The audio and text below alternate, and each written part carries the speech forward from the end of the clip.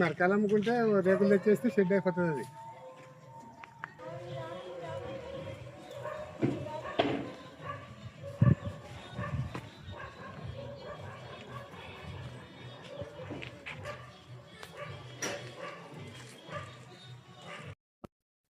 Sir నాది అల్వాల గ్రామము, గోనేండ్ల మండలము, అల్వాల గ్రామము, కర్నూలు జిల్లా.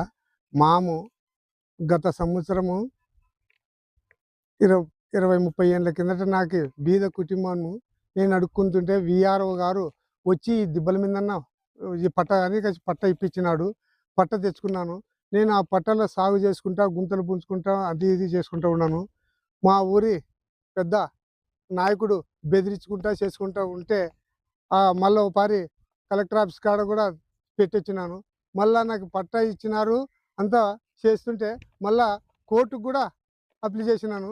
కోర్టు నుండి కూడా నేను స్టే ఆర్డర్ తెచ్చుకున్నాను. తెచ్చుకున్న తర్వాత కూడా ఇది చేస్తుంటే మళ్ళా మా ఎమ్మెల్యే సారు గెలిచిన తర్వాత ఆయన్ని అడుక్కొని ఆ గోకులమ్మ షెడ్ కూడా ఈ గోకులమ్మ షెడ్ వేసుకున్నాను. ఆ షెడ్ వేసుకున్న తర్వాత మళ్ళా వాళ్ళు పిటిషన్ పెట్టి ఇష్టం వచ్చినట్ల నన్ను దుర్భాష మాట్లాడి మా ఊరి గుండా నాయకుడు బెదిరిస్తున్నాడు. మా పరిస్థితి దిగిన మాకు లేదంటే మా తల్లి పిల్లలు మందు తాగి చచ్చిపోవాలని కోరుతున్నాము. దుబ్బకాశం అల్వాల నా మీద ఖచ్చిత చేస్తున్నారు. పట్ట ఇచ్చినారు.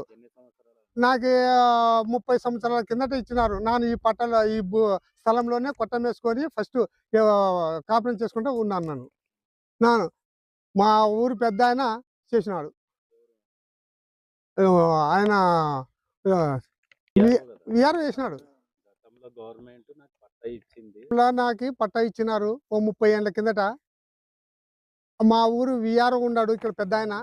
ఆ పెద్ద ఆయన మా బతుకులు చూసి వారసలేక రే ఆడన్నా కొట్టం వేసుకోరా అంటే ఆయన జాలి పడి పరంపోగులోనే పట్ట ఇప్పించి నాకు చేసినాడు. ఆ పుట్ల విక్రమ్ రెడ్డి వాళ్ళందరూ పట్టాలు ఇచ్చినారు మాకి. ఈ పట్టాలు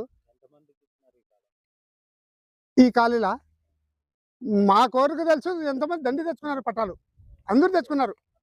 అందరికి ఉన్నాయి. అందరూ ఉన్నా చింత లేదు. నువ్వు ఒక్కడం ఇడసల్లాని కాసి ఈ ఊరి నాయకుడు చలామణి చేస్తున్నాడు. ఇప్పుడు గవర్నమెంట్ ఏమన్నా నీకు ఇది చేస్తే అవన్నీ వదిలితే నేను వదులుతా. అన్ని వదిలితే నేను వదులుతా. లేదంటే మందు దాగి సస్తా. నా పేరు ఖాసిం.